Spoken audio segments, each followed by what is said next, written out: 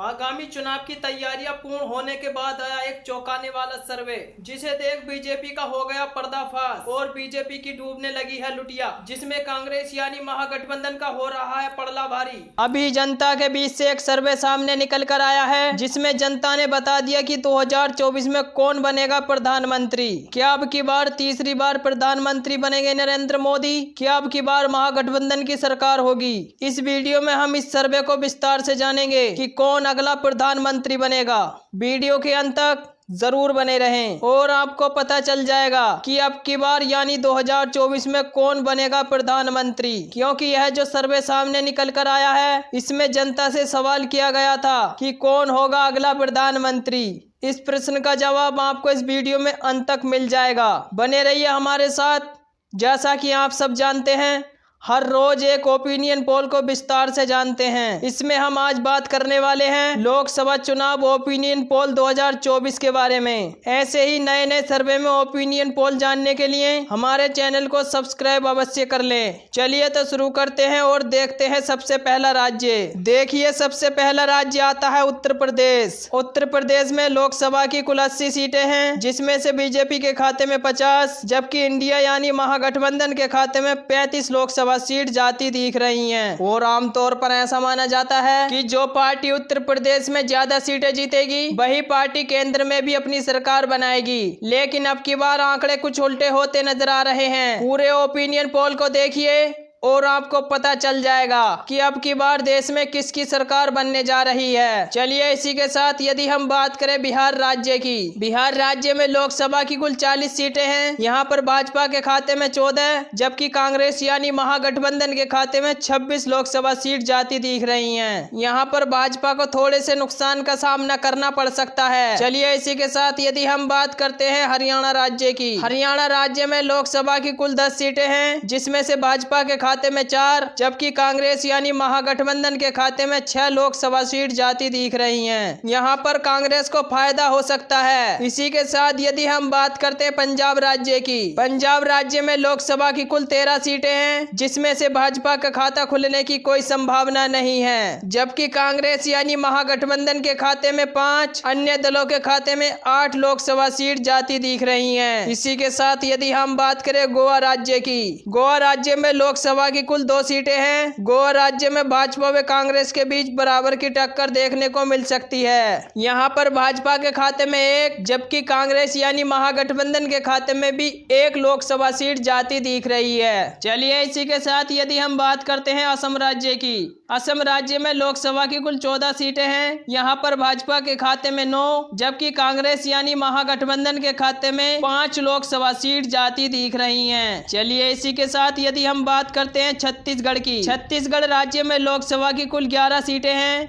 यहाँ पर भाजपा के खाते में 5, जबकि कांग्रेस यानी महागठबंधन के खाते में 6 लोकसभा सीट जाती दिख रही हैं। इसी के साथ यदि हम बात करें तमिलनाडु की। तमिलनाडु राज्य में लोकसभा की कुल 39 सीटें हैं। यहाँ पर भाजपा के खाते में 13, जबकि कांग्रेस यानी महागठबंधन के खाते में 26 लोकसभा सीट जाती दिख रही हैं। यहाँ पर भी भाजपा को नुकसान का सामना करना पड़ सकता है, जबकि कांग्रेस यानी महागठबंधन को फायदा होता नजर आ रहा है। चलिए, इसी के साथ यदि हम बात करें केरल राज्य की। केरल राज्य में लोकसभा की कुल 20 सीटें हैं। यहाँ पर भाजपा के खाता खुलने की कोई संभावना नहीं है। यहाँ पर भाजपा की लुटिया डूबती नजर आ रही है, जबकि महागठबंधन को 20 में से 12 लोकसभा सीट जाती दिख रही हैं। जबकि अन्य की बात करें तो अन्य दलों के खाते में 8 लोकसभा सीट जाती दिख रही हैं। चलिए, इसी के साथ यदि हम बात करते हैं तेलंगाना राज्य की। तेलंगाना राज्य में लोकसभा की कुल 17 सीटें हैं। यहाँ पर भाजपा के खाते में 4, जबकि महागठबंधन यानी कांग्रेस के खाते में 13 लोकसभा सीट जाती दिख रही हैं। यानी तेलंगाना राज्य में भी भाजपा को काफी नुकसान का सामना करना पड़ सकता है, जबकि महागठबंधन को यहाँ काफी फायदा होता नजर आ रहा है। चलिए, इसी के साथ यदि हम बात करते हैं मणिपुर राज्य की। मणिपुर राज्य में लोकसभा की कुल 2 सीटें हैं। यहाँ पर भाजपा के खाता खुलने की कोई संभावना नहीं है, जबकि कांग्रेस यानी महागठबंधन के खाते में मणिपुर की 2 लोकसभा सीट जाती दिख रही है। चलिए इसी के साथ यदि हम बात करते हैं मध्य प्रदेश की, मध्य प्रदेश राज्य में लोकसभा की कुल 29 सीटें हैं। यहाँ पर भाजपा के खाते में 7, जबकि कांग्रेस यानी महागठबंधन के खाते में 22 लोकसभा सीट जाती दिख रही हैं। भाजपा को मध्य प्रदेश में काफी नुकसान का सामना करना पड़ सकता है। महागठबंधन को यहाँ फायदा होता नजर आ रहा है। चलिए इसी के साथ यदि हम बात करें त्रिपुरा राज्य की, त्रिपुरा राज्य में लोकसभा की कुल 2 सीटें हैं। यहाँ पर भाजपा व कांग्रेस के बीच बराबर की टक्कर देखने को मिल सकती है, जबकि भाजपा के खाते में 1, वहीं पर कांग्रेस के खाते में भी 1 लोकसभा सीट जाती दिख रही है। इसी के साथ यदि हम बात करें जम्मू कश्मीर राज्य की, जम्मू कश्मीर राज्य में लोकसभा की कुल 6 सीटें हैं। यहाँ पर भाजपा व कांग्रेस के बीच बराबर की टक्कर देखने को मिल सकती है। जम्मू कश्मीर की 6 लोकसभा सीटों में से भाजपा के खाते में 3, जबकि कांग्रेस यानी महागठबंधन के खाते में भी 3 लोकसभा सीट जाती दिख रही हैं। यदि इसी के साथ हम बात करें मेघालय राज्य की, मेघालय राज्य में लोकसभा की कुल 2 सीटें हैं। यहाँ पर भाजपा का खाता खुलने की कोई संभावना नहीं है, जबकि 2 की 2 लोकसभा सीट कांग्रेस के खाते में जाती दिख रही हैं। यहाँ पर भी भाजपा की लुटिया डूबती नजर आ रही है। चलिए इसी के साथ यदि हम बात करते हैं अरुणाचल प्रदेश की, अरुणाचल प्रदेश में लोकसभा की कुल 2 सीटें हैं।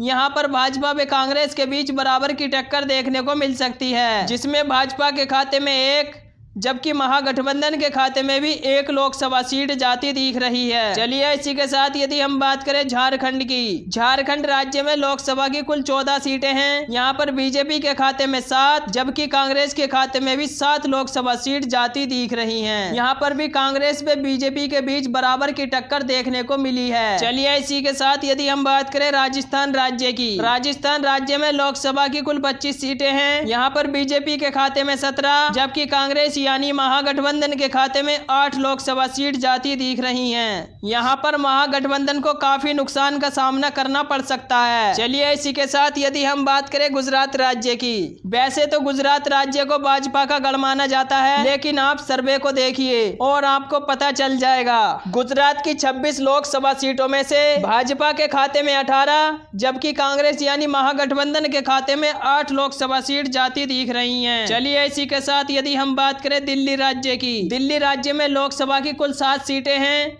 यहाँ पर बीजेपी के खाते में 3, जबकि कांग्रेस यानी महागठबंधन के खाते में 4 लोकसभा सीट जाती दिख रही हैं। इसी के साथ यदि हम बात करें हिमाचल प्रदेश की, हिमाचल प्रदेश में लोकसभा की कुल 4 सीटें हैं। यहाँ पर बीजेपी के खाते में 2, जबकि कांग्रेस के खाते में भी 2 लोकसभा सीट जाती दिख रही हैं। चलिए इसी के साथ यदि हम बात करते हैं उड़ीसा राज्य की, उड़ीसा राज्य में लोकसभा की कुल 21 सीटें हैं। यहाँ पर बीजेपी के खाते में 2, जबकि कांग्रेस यानी महागठबंधन के खाते में 3 लोकसभा सीट जाती दिख रही हैं। यदि वही बात करें हम अन्य दलों की, तो अन्य दलों के खाते में 16 लोकसभा सीट जाती दिख रही हैं। यहाँ पर बीजेपी को काफी नुकसान का सामना करना पड़ सकता है। चलिए इसी के साथ यदि हम बात करें पश्चिम बंगाल की, पश्चिम बंगाल में लोकसभा की कुल 42 सीटें हैं। यहाँ पर बीजेपी के खाते में 8, जबकि कांग्रेस यानी महागठबंधन के खाते में 34 लोकसभा सीट जाती दिख रही है। यहाँ पर भी बीजेपी को बहुत नुकसान का सामना करना पड़ सकता है। चलिए इसी के साथ यदि हम बात करें महाराष्ट्र राज्य की, महाराष्ट्र राज्य में लोकसभा की कुल 48 सीटें हैं। यहाँ पर बीजेपी के खाते में 16, जबकि कांग्रेस यानी महागठबंधन के खाते में 32 लोकसभा सीट जाती दिख रही हैं। यानी कि महाराष्ट्र राज्य महागठबंधन को फायदा होता नजर आ रहा है, जबकि यहाँ बीजेपी को नुकसान का सामना करना पड़ सकता है। चलिए इसी के साथ यदि हम बात करें आंध्र प्रदेश की, आंध्र प्रदेश राज्य में लोकसभा की कुल 25 सीटें हैं। यहाँ भी बीजेपी का खाता खुलने की कोई संभावना नहीं है। आंध्र प्रदेश की 25 लोकसभा सीटों में से